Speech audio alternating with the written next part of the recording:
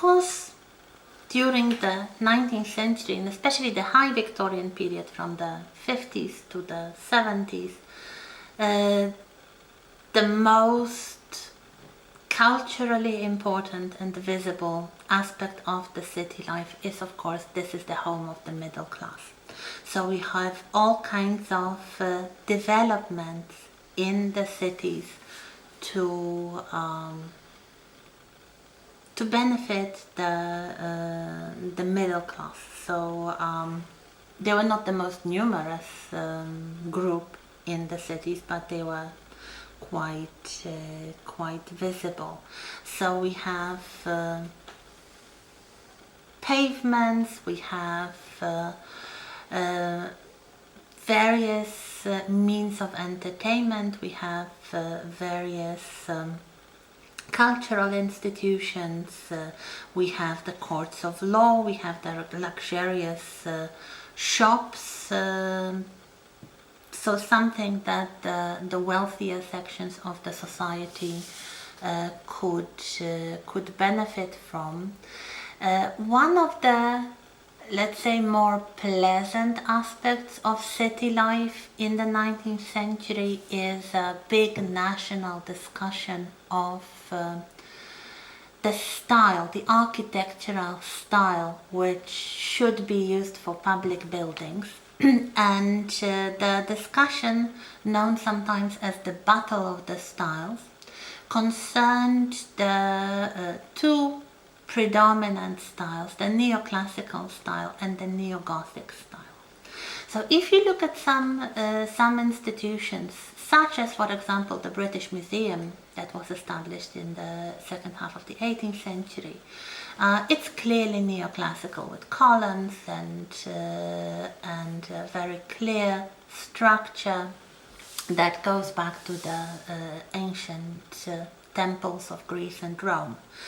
But gradually, when the century progressed, this fascination with classical antiquity started to be replaced by an equally strong, or perhaps even stronger, fascination with the neo-Gothic style. So the style inspired by the medieval cathedrals.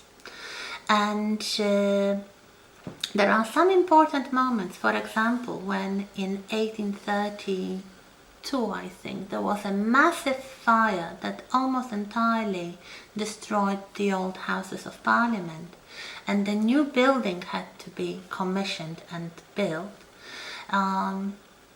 Everybody, like the newspapers and the intellectuals, were discussing in which style the new parliament building should be built. And as you can see in London even today, they decided on the neo-Gothic style. There are also some other important neo-Gothic public buildings, like the town hall, the main big huge town hall in Manchester, or the courts of law in London. Why would that be important even? The reason is that for the people in the 19th century, and especially for the Victorians, art, culture, including architecture, had to be symbolically relevant. It wasn't just pretty or ugly.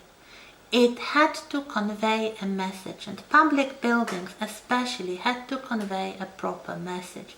So the discussion between the proponents of the neoclassical style and the neo-Gothic style was exactly what kind of values we want to express through public architecture.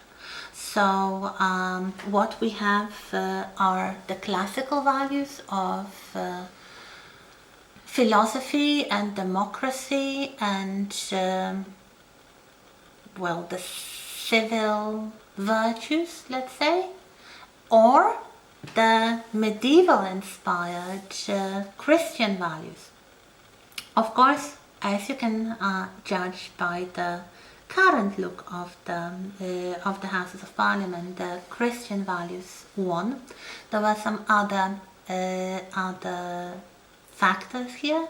The fact that the Gothic style was more English, let's say, historically, than the neoclassical style.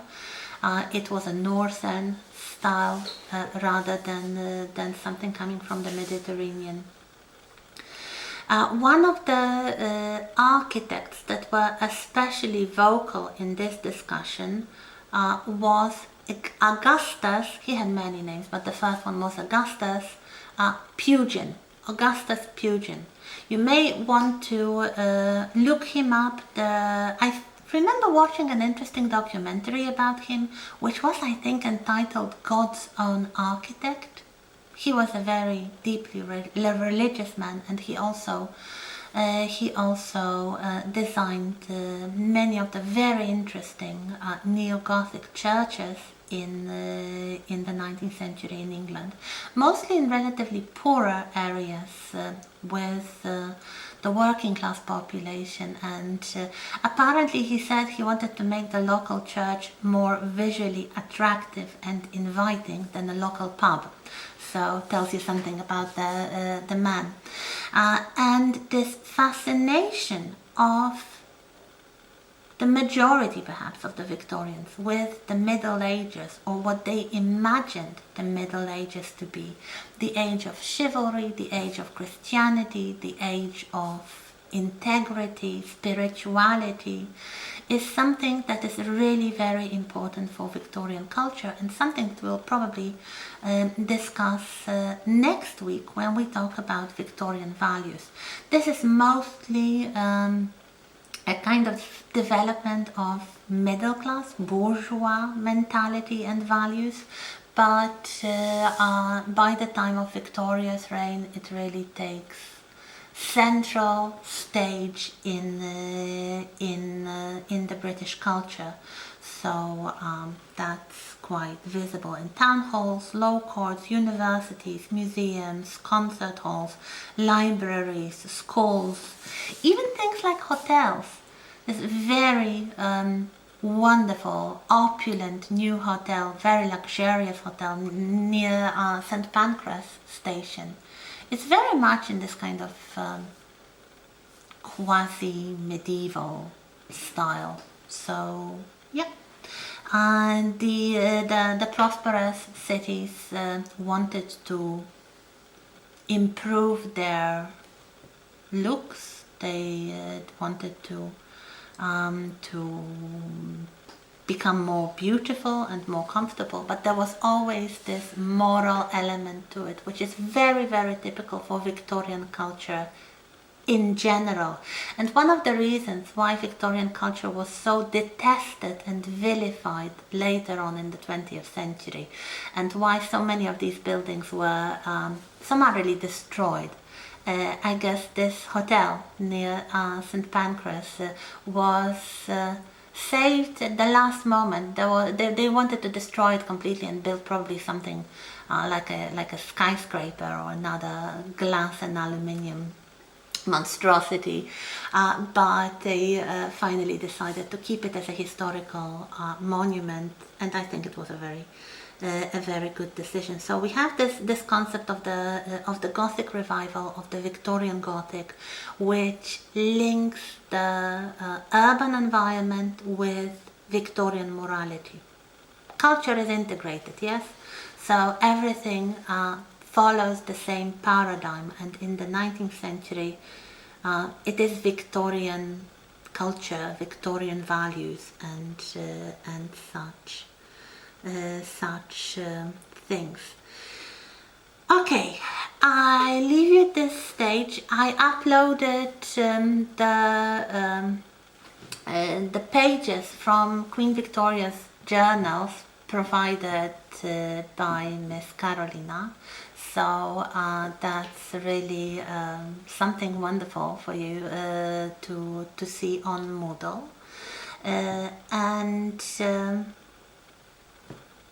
Yeah, I leave you with Sally Mitchell and these two documentaries if you want to elaborate on these issues and expand, and very likely some aspects of that will be cropping up at a later stage. So that's it. Thank you.